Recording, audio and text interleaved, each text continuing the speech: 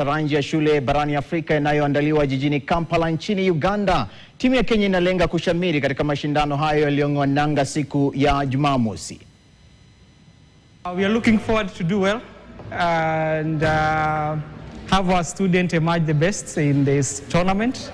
The ambience is good, the venue is good, the reception about the tournament is well put.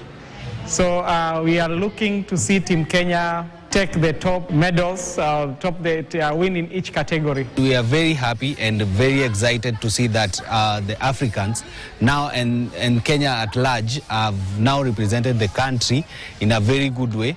And we are ready to take all the medals and all the trophies back to our country, Kenya.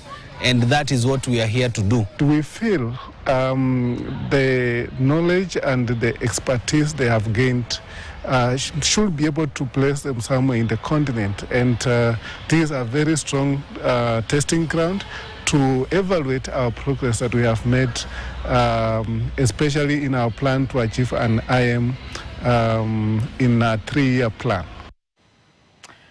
Kila laheri kwa timu